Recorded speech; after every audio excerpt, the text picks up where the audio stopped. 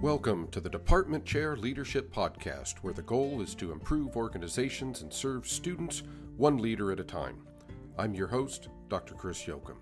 If you're a department chair in higher education or any type of educational leader, and you want to improve yourself to better serve and influence those you lead, you've come to the right place. Because the best way to improve an organization is to improve its leader. Let's get started. Thanks so much for listening. Before getting into today's episode, I just wanted to let you know that I would love to add value to you, your organization, and those you serve through speaking, training, professional development, or coaching. Over the last year, I've been fortunate to work with those in higher education, pre-K-12, and more recently, the corporate space. To learn more, visit my website at cjleadership.com or send me an email at chris@cjleadership.com. I can't wait to hear from you, and now on to our episode. Welcome back, friends, to the Department Chair Leadership Podcast. So happy that, as always, you took time out of your busy schedule to improve yourself as a leader and those you serve and ultimately your organization by engaging in professional development.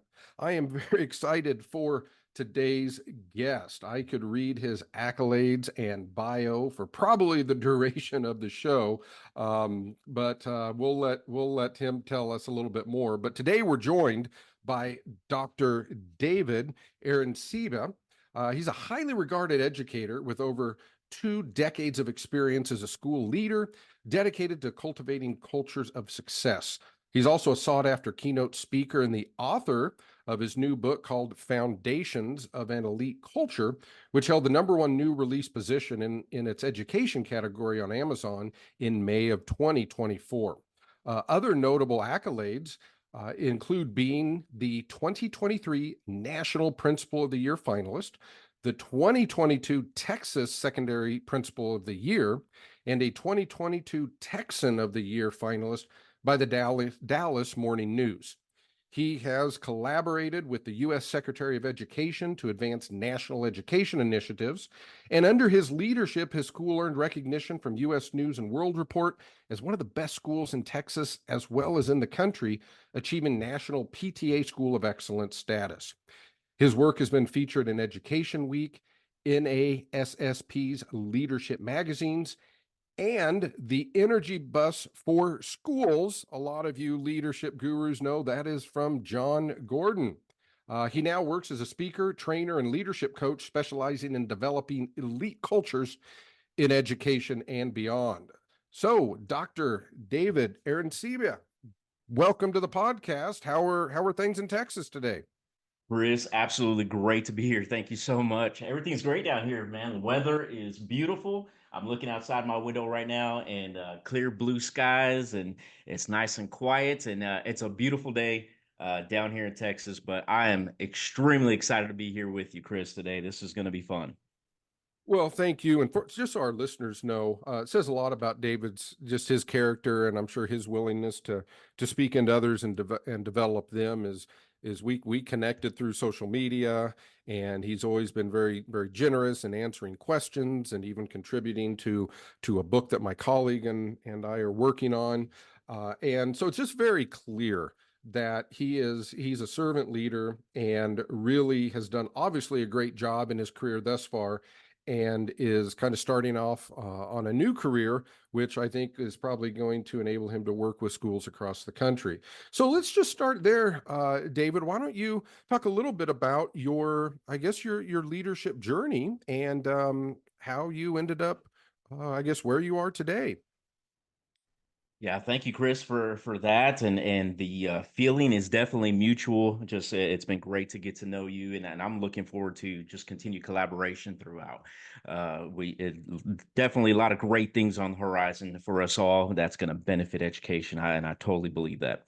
So to answer your question, I actually like to start by I rewind and I go back to my childhood because, one thing that I've learned about myself and a lot of self-reflection over the years is I've had some tendencies and characteristics to always be a sponge and be watching people around me and how they develop, how they lead, and how they go about their day-to-day business. And that was true as a little kid growing up.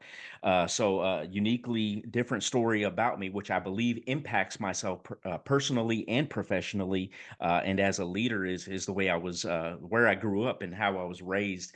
I'm actually from California. I lived in California through up and down the south and north coast and Southern California for a good while. For 17 years, that's where I grew up. I was born and raised in East LA, there as a little kid, in not so great of situations and poverty. When I say poverty, I recall and I constantly tell about the times that I would be walking to school and gang infested and graffiti riddled alleyways and I would be walking in front of a what we'd call a Crip house where there's a notorious gang, Crips, lived, and I was threatened to be jumped almost daily growing up, and because I would be simply wearing the wrong colored sweatshirt that my mom would give me as a just to stay warm in those cold mornings sometimes. So all that to say that's kind of a little bit of my background in the sense that my environment was not the easiest. My brother unfortunately had lost his really good friend in middle school. That he was killed in one of those same alleyways, just simply being at the wrong place at the wrong time, and that's the kind of scenario and environment. And so growing up on the streets, if you will, as a street kid, just watching my brother. He was my hero. He's my big hero. And we're talking about leadership attributes and how I became a leader. I was watching him and him lead. And I would always look up to him and everything he did. And I would see how he interacted, not only like on the streets playing football or baseball, or just how he interacted with his friends, but also how he treated me. And he was very protective of me. And I'm just really grateful about that. So all that to say, fast forward to his wedding not too long ago. I remember a picture, and this is going to encapsulate everything that is my background when it comes to leadership. I remember seeing a picture just recently at his wedding, and everyone's staring at the bride and groom. Every single eyes are set on him, except for Danny's best man, which happened to be me. My eyes were set on the preacher. And the reason why is because my eyes are always fixated on the leaders or the people that are up front and center leading whatever capacity, because I'm constantly learning as a sponge on how people act and go about their day-to-day life as a leader in whatever capacity role. So fast forward to all that, I mentioned sports. There's a whole lot of stories into high school and living alone and being homeless for a little bit. And there's a lot. There's a lot to unpack, but I don't want to take too much time talking about that. But just fast forward to me as a professional, I would jump in. I mentioned sports. Sports are huge in my life. And so I coached baseball and football starting out right out of college and here in Texas now for over 2 decades, as you mentioned earlier, and basically really started off on that professional journey. Have had some fantastic leaders and colleagues that again I've learned from, and that's where I was a Spanish teacher. I was a department chair, just like yourself. I was department chair at the ripe old age of 25, I believe. I was 24 or 25 years old, and at a very veteran staff too, which was really really neat. But that my principal at the time, Mrs. Fraley, she saw something in me. She's like, "Hey, you should really consider administration." So fast forward into my professional life, I would end up becoming an administrator, an assistant principal, a vice principal, then a principal for the last 8 years, where I've had the honor to lead a very dynamic staff and a fantastic school and school community to some of the highest levels because of the people that were there. So that's it in a very quick nutshell. That's probably a lot more information than you wanted, but I think that gives you just a little taste as to where I'm coming from. Well, I think it's clear not only why and how you've been a successful educator and leader, but also how you are now going out to influence others. I think that's wonderful.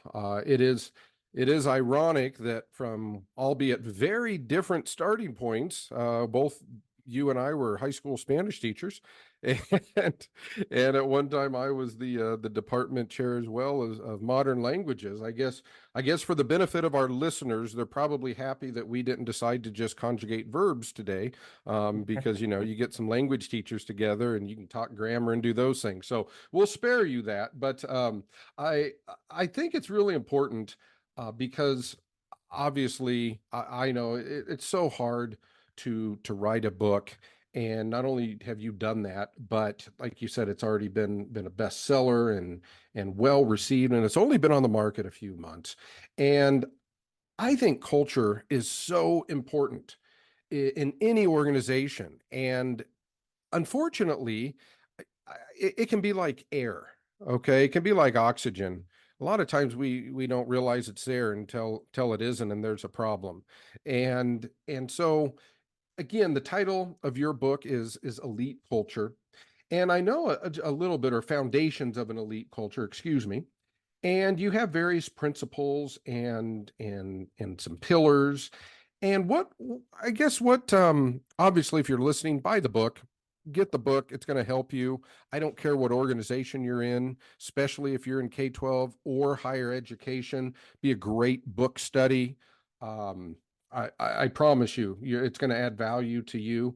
But if there are some people that, even though they've already decided to get the book, if they just want the overview from the author himself, what would you like to tell our listeners about, what drew you and inspired you to write Foundations of an Elite Culture, and what are some of the things that that they will be able to take and implement and add value to those they serve? Yeah, I appreciate that question, Chris, and just to back up, we definitely have a lot of things in common. That is for sure. Right out of the gate, we could definitely talk all day long on so much right there. But I definitely appreciate that, and thank you also for the shout out on the book. And just to clarify, not a bestseller. It was the number one new release for over a week on Amazon, which is I'm extremely grateful for. But one day here, hopefully soon, and everyone that's listening is going to help us get there, and that is to become a bestseller. That is definitely a hope. So I did write the book through Connect EDD Publishing, who's through owned by Jimmy Cassis.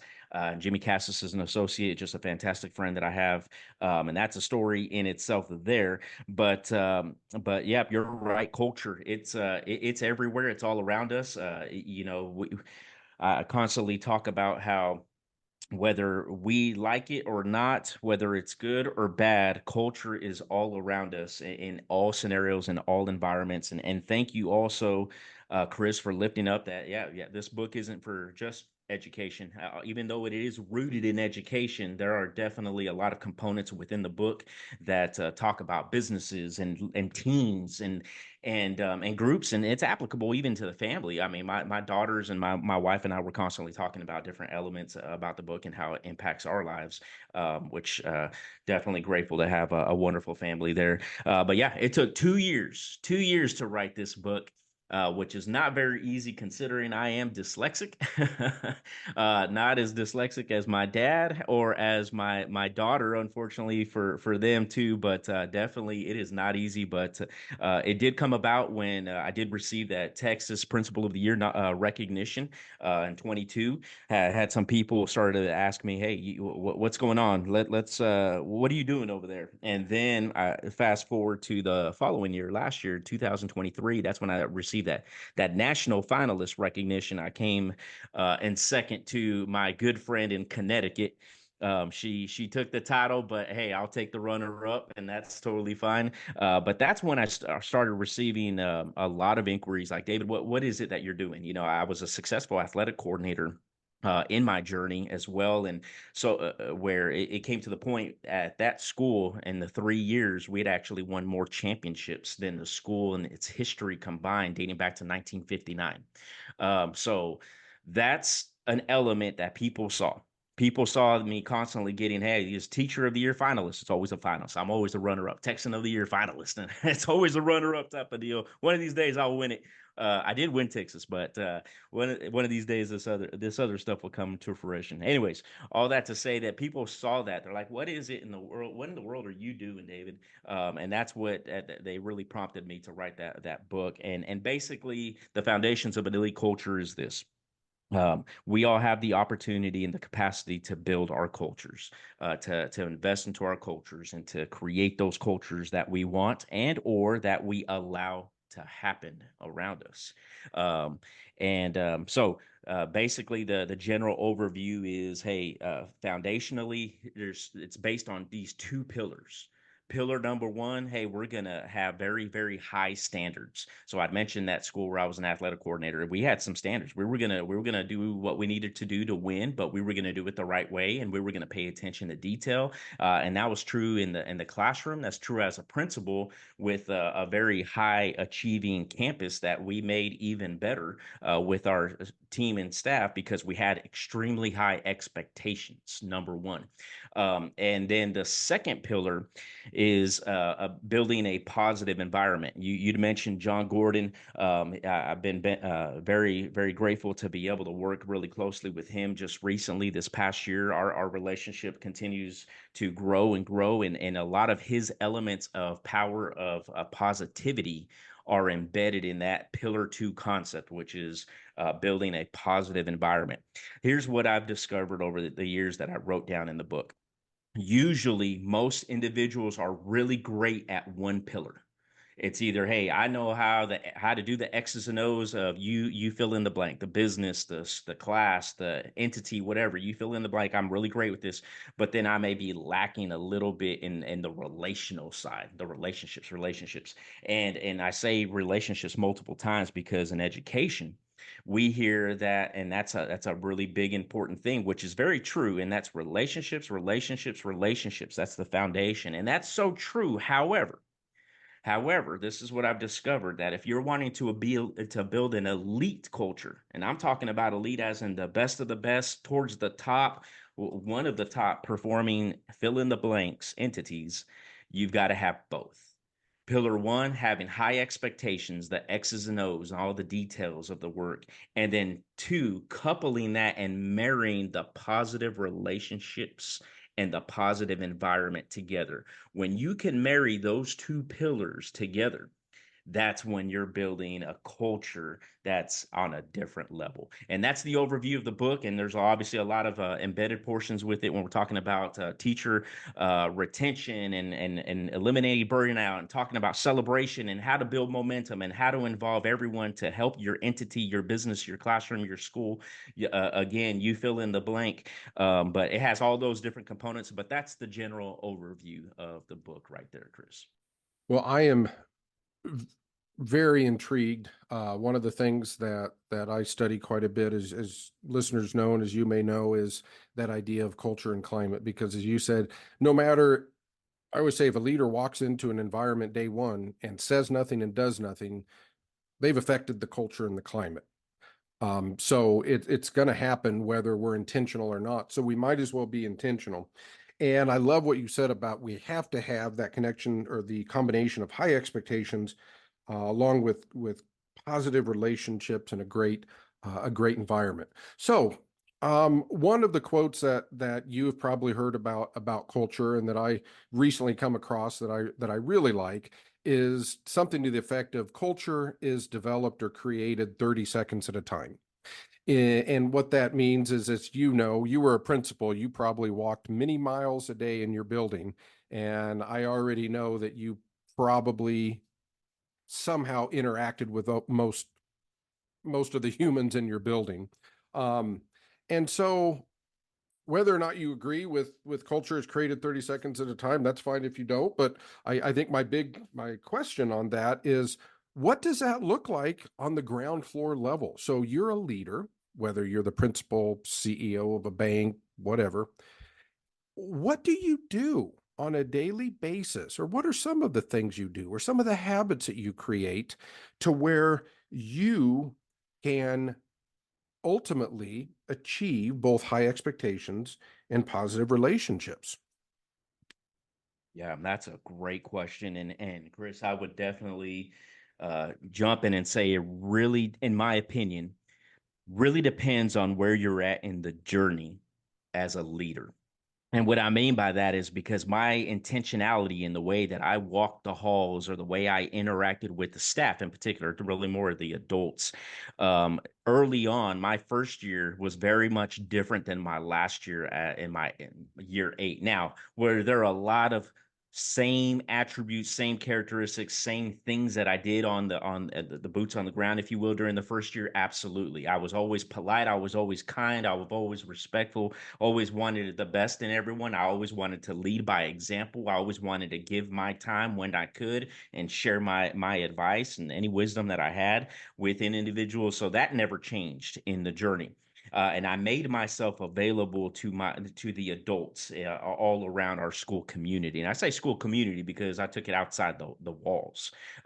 We brought in our community business partners. We brought in our chief of police, the police department. We brought in our fire department. We brought in all these different contributors to truly make an entire school community. So that journey was different from year 1 and year 8 in the sense of how it was different was there were some people that were on the bus, if you will, going on with that John Gordon theme, right? Energy bus. There were some people that were on the bus, and some people that wanted to wreck the bus, literally just take it off course and wreck it if they could, because that's the type of individual that they were. And unfortunately, there weren't very many of those. But all that to say that it really depends, at least in my opinion, in the journey as far as how I related and reacted to the culture, if you will. And I totally agree with the 30-second rule. I'm a little crazy, Chris. I am constantly thinking about culture, about my life, about every single aspect. I can't shut my mind off. So it's actually more frequent than 30 seconds. And that goes with every single interaction. I try to be very cognizant on how I can help that individual, how I can help that individual personally, professionally, or however. But that is a constant thing that is constantly on my mind. Like my mind doesn't shut off, and that's not a good thing. That's not a good leadership characteristic, in my opinion. That just happens to be me. But yeah, every single interaction is important to go along with what you're saying with that 30-second interaction and that culture that we create. When you talked about taking over and kind of establishing that culture, and I always say, I read here in your bio, I think we also share that we are big John Maxwell fans. And so I like to always, it's a John Maxwell, I guess, saying is how do you cast that vision and do all those things. You mentioned it, and every great leader I've talked to has mentioned this, is when you take over, you said you had some that wanted to either be on the bus or wreck the bus. I call them culture keepers, culture killers, and depending upon the type of culture you inherited, um, maybe the the culture keepers of what you inherited might end up being the culture killers once they know what you're all about. Uh, do you have any advice for leaders, especially new leaders that are listening to this and they have a vision, they know what they want to do, and as is the case, 99% of the people they work with are probably at least compliant or on board. But just like in a classroom, it only takes one or two students that are off task or doing something they shouldn't that takes up all of your time or frustration. I guess what are your thoughts or advice on when you first take over, how to address those? And full disclosure, I think since obviously you referenced John Gordon, sometimes people really are on the wrong bus. So what are your thoughts and experiences with that? Yeah, you're very much right. So much. So for to answer your question, for a new person taking over or assuming the leadership position, And you mentioned John Maxwell, and I agree. John Maxwell is fantastic. And when I mention position, I immediately think of John Maxwell because we have to remember that we can be positional leaders, meaning people may have to follow you because they have to.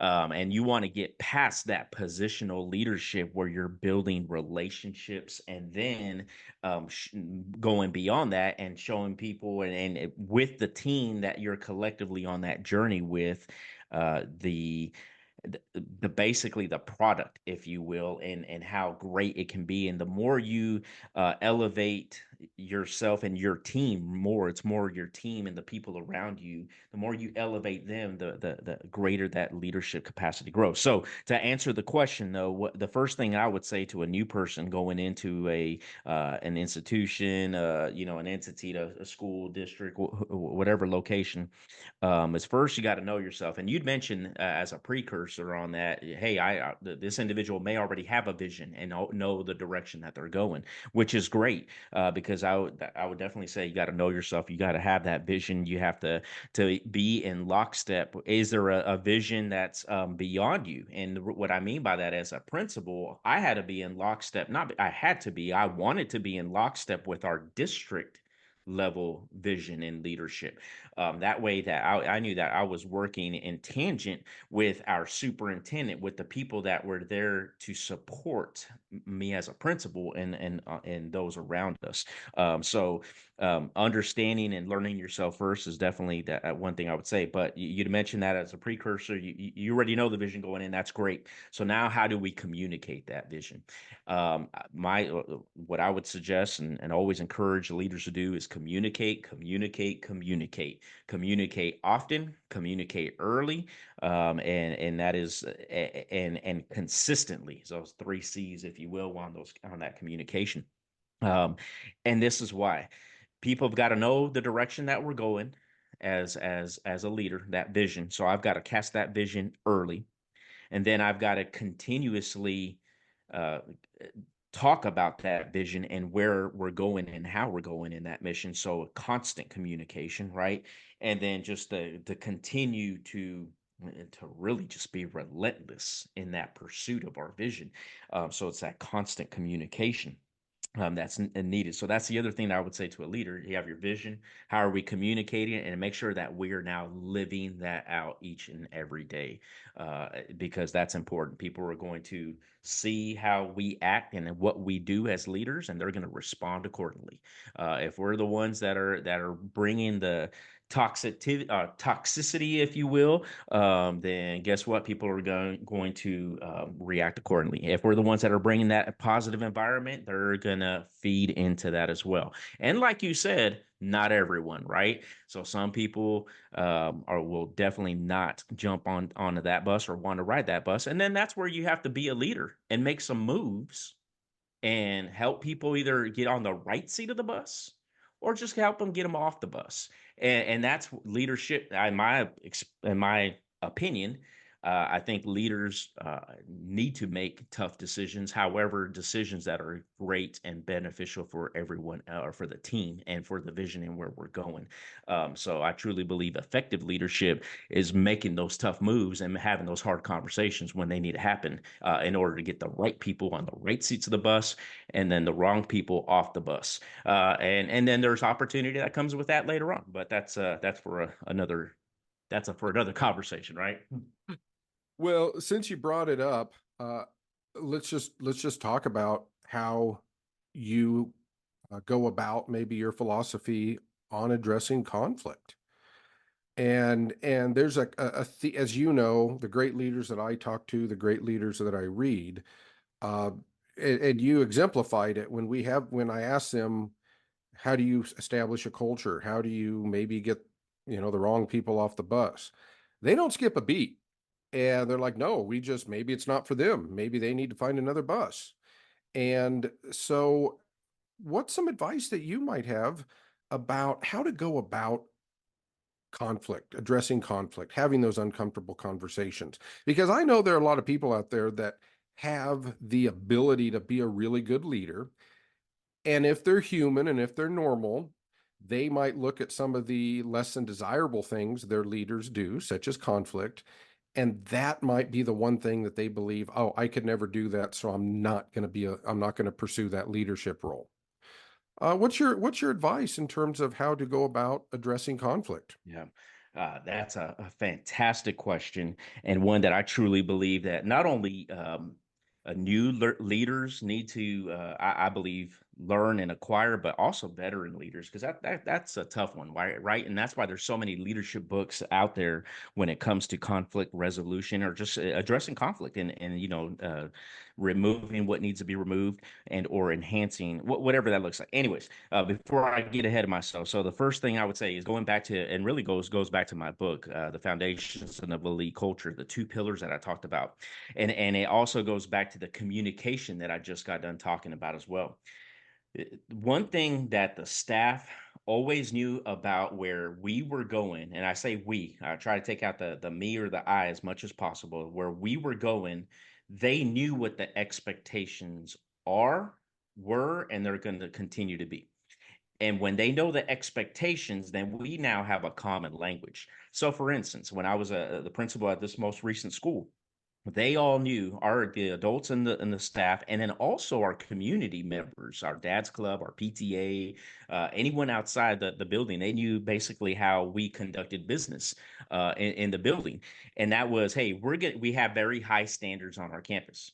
And I communicated that early and often, like I told you about. So we have very high standards. We're going to have very high pursuits of academic excellence here. We're going to pay attention to detail when it comes to our growth mindset, to learning, to all those different things. And that's always been crystal clear from the jump.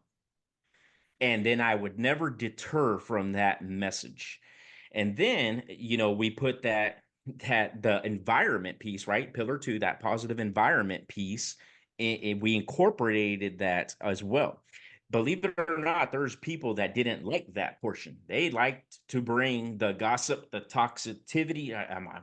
I think I'm saying that wrong today for some reason, but the toxic environment, if you will, it's like people thrived on that negativity. I say people. There was really, I'm talking about maybe two or three. Um, and they just thrived on that. So it was very clear. Here are our expectations. We're all on the same page. Here is our environment expectations. We're all going to be positive. We're going to be kind. We're going to be polite. We're going to presume positive intent in others and each other. And that's the direction. That's where we're going. So when people wanted to stray off of that, what made it easy for me when it came to conflict resolution was that in with kindness and being polite and respectful, I would always go, "Hey, tell me what's going on, because we're doing this collectively together. We know that our environment looks like this, and this is how we treat one another. However, I'm seeing you do this. How can I help you as a leader? How can I help you, help you get on the same page with all the rest of us that are moving in the same direction?"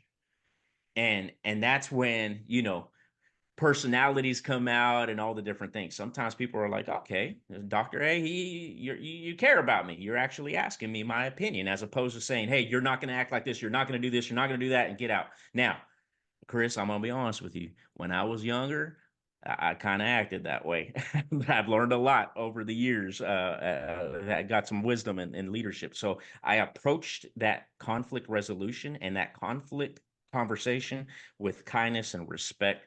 And it was always in, how can I help you get in line on page with our journey, our vision, our mission, our standards, and our environment.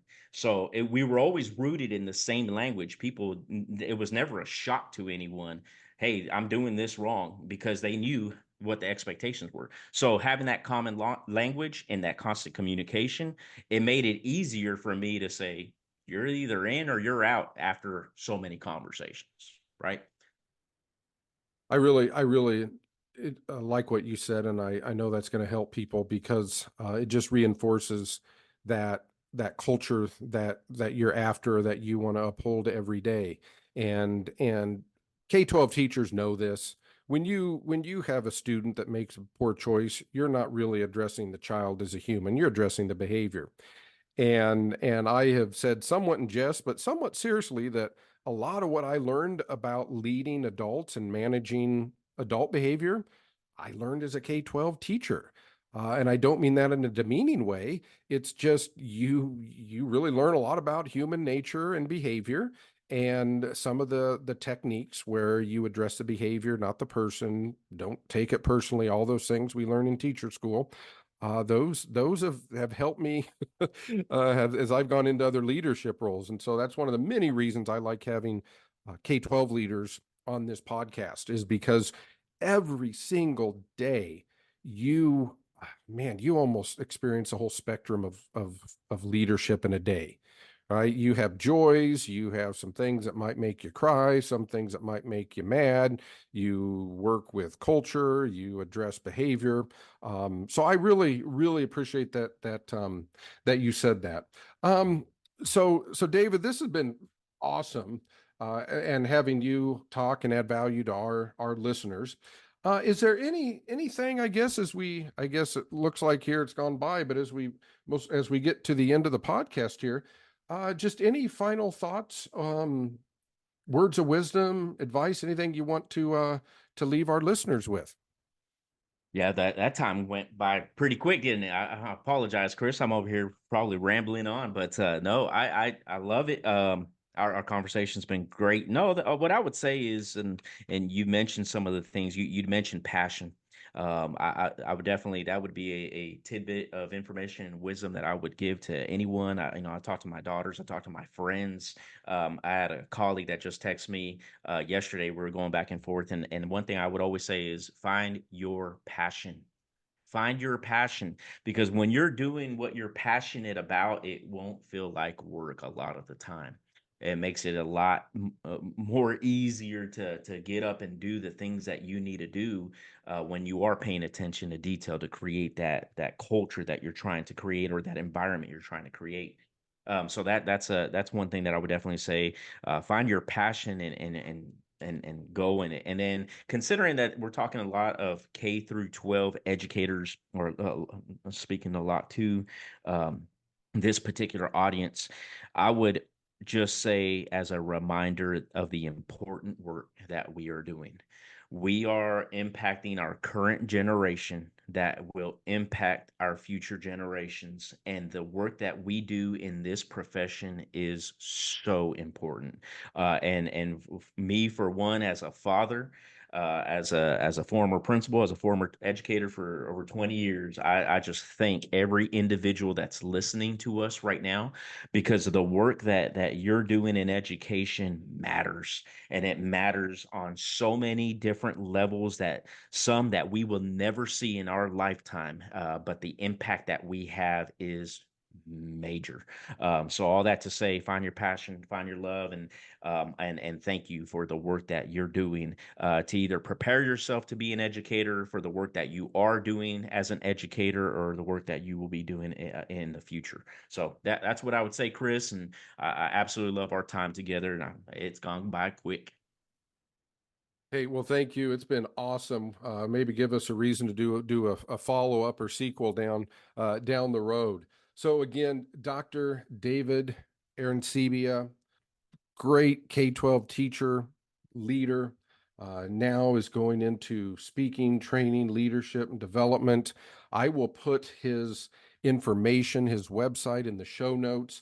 Again, his recent book, Foundations of an Elite Culture. You want to get that. It just came out in May of 2024. He talked a little bit about it, but I promise you, I don't care what organization you're in. If you're influencing others and they happen to be human beings like everyone else, it's going to help you. It's going to help you relate to them and create that culture and have those high standards. So, Dr. Arencibia, thank you so much. Wish you all the best, and thank you again for your willingness to speak into those that listen to the podcast.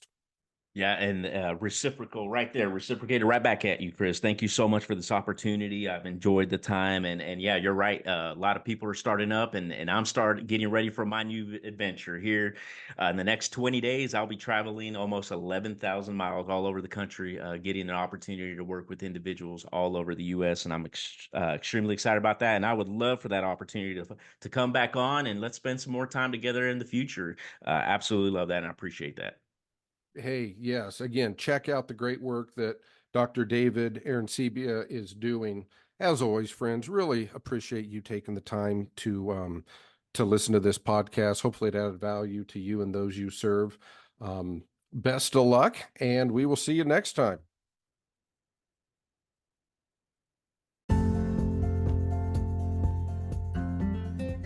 Thank you for listening to the Department Chair Leadership Podcast. If you want to learn more about my leadership philosophy and how to be an effective chair, please consider my book, The Department Chair, A Practical Guide to Effective Leadership. You can find this and learn more about me by going to cjleadership.com. Also, please be sure to like this podcast, leave a review, and share with your colleagues. Thanks again for improving your organization and those you serve by improving yourself. Take care.